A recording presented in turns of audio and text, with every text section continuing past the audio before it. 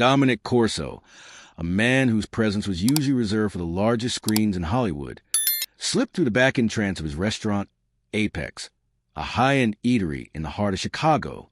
Dressed in a simple dark hoodie and jeans, he was a ghost in his own establishment. Apex was more than a vanity project. It was a passion. He had spent years crafting the menu, hand-picking the chefs, and building a place where anyone, from a regular couple to a power broker, could enjoy a magnificent meal.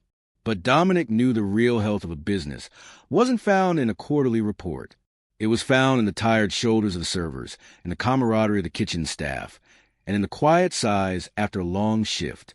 That's why he made it a habit to drop in unannounced, to feel the pulse of the place himself. Tonight, the Friday dinner rush was in full swing.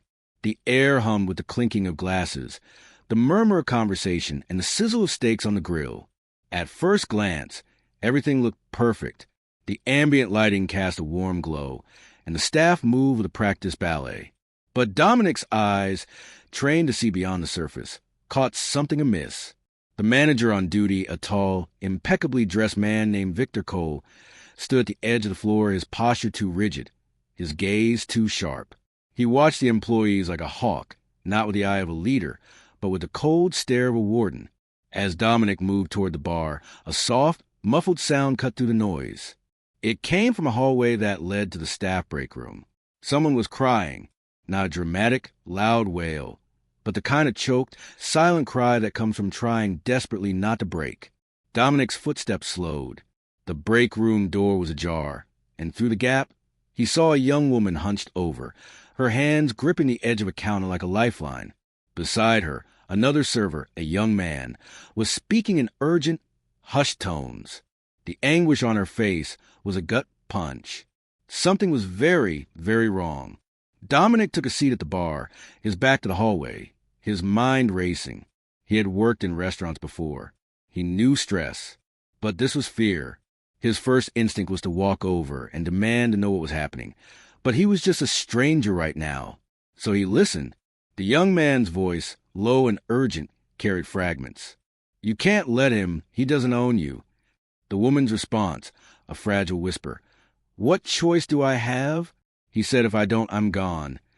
A cold dread settled in Dominic's stomach. This wasn't about a rude customer.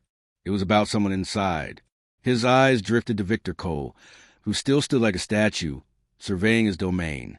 An opening presented itself when a young man from a break room, Liam, walked back onto the floor, his jaw tight. Dominic casually moved toward a server station where Liam was organizing plates. "Hey, got a pan?" Dominic asked, his voice low and friendly. Liam jumped, startled. "Oh, yeah, sure." He handed one over, his eyes darting nervously toward Victor. Dominic didn't leave. "Your friend," he said, nodding subtly toward the break room door. "She seems upset." Liam stiffened, his grip on the plates tightening. "She's fine," he said too quickly. "She doesn't look fine." Liam swallowed, his eyes flicking from Dominic to the manager and back. It's her personal business.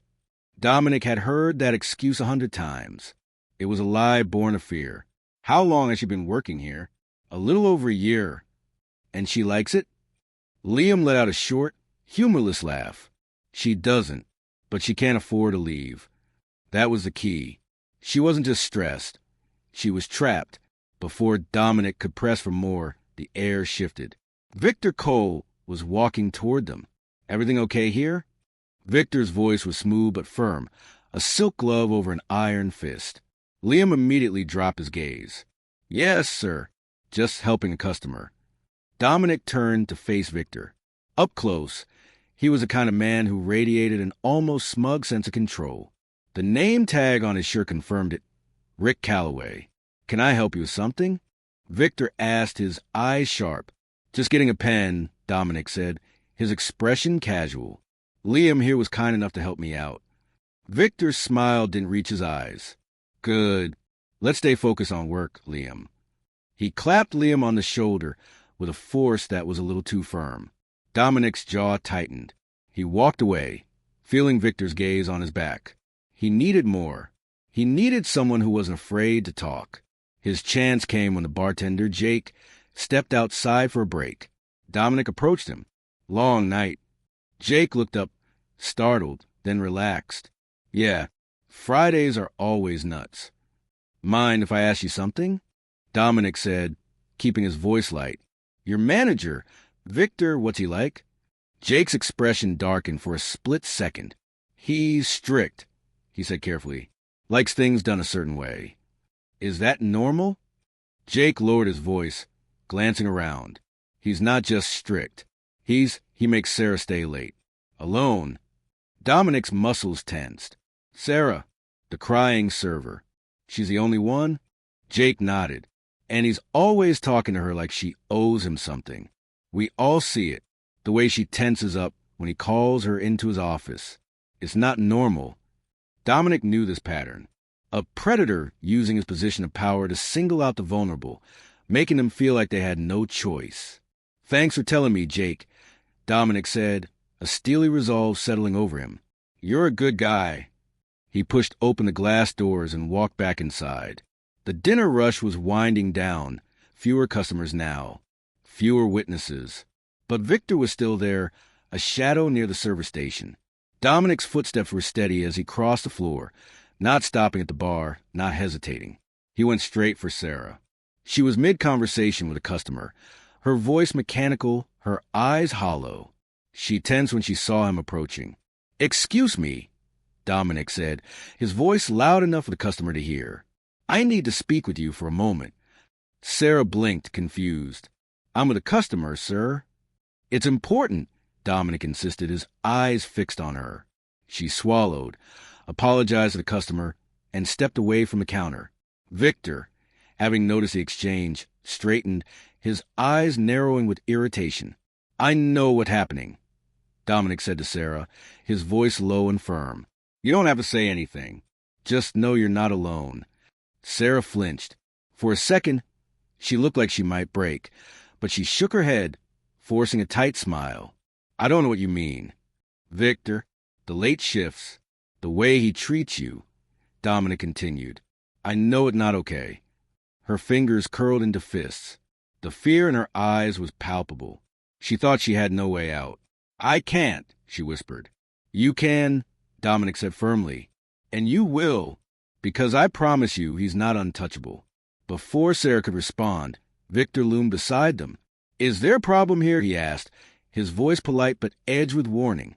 Dominic didn't turn to face him immediately. He kept his focus on Sarah, watching her shrink at the sound of Victor's voice. That reaction was all the proof he needed. He finally turned to Victor, his face neutral. "Just having conversation." "Well, Sarah has a job to do. She doesn't have time for private discussions," Victor said, the word private laced with subtle threat. Dominic's stance shifted, his shoulders squaring. "Actually," he said, his voice steady, "I think we should have a conversation right now." Victor's smirk faltered. "Excuse me." Dominic reached into his pocket and pulled out his wallet, flipping it open to reveal his executive ownership credentials for the Apex Restaurant Group. Sarah gasped. The servers froze. Victor's face drained of color. "My name is Dominic Corso," he said, his voice calm but authoritative. "And you and I need to talk." The restaurant fell into a stunned silence. Victor blinked rapidly, his mouth opening and closing. "Sir, I didn't realize."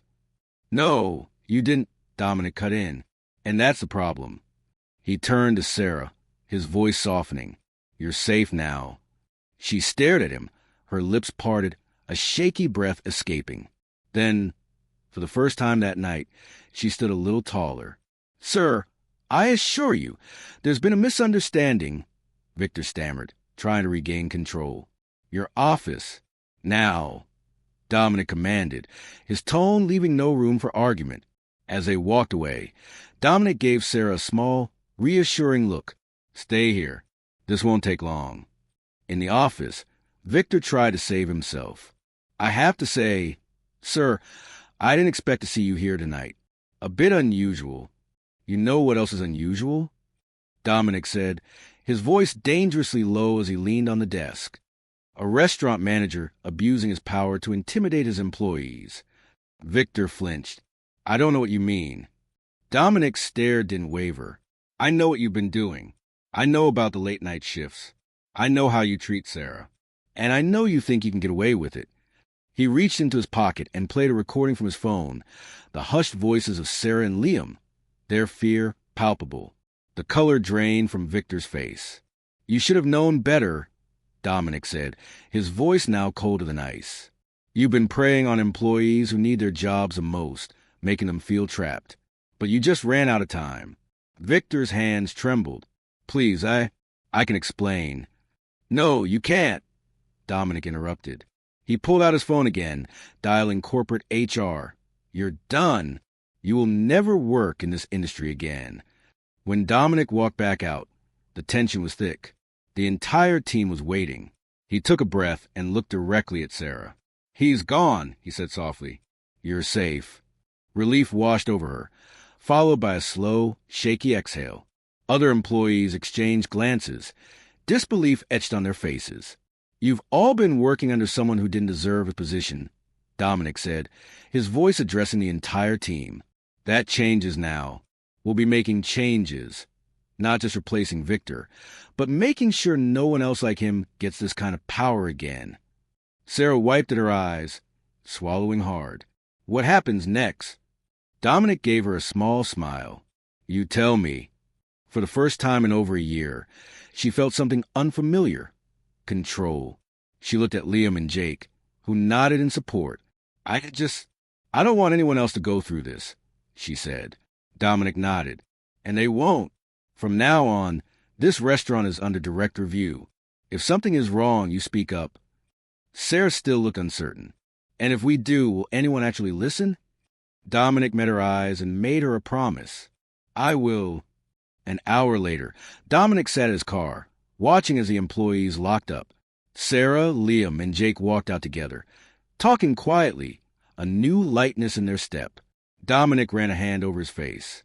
One restaurant, one manager, one location. But how many more were out there? How many people just like Sarah were afraid to speak up? He had been reminded tonight that leadership wasn't about profits or performance reviews. It was about people.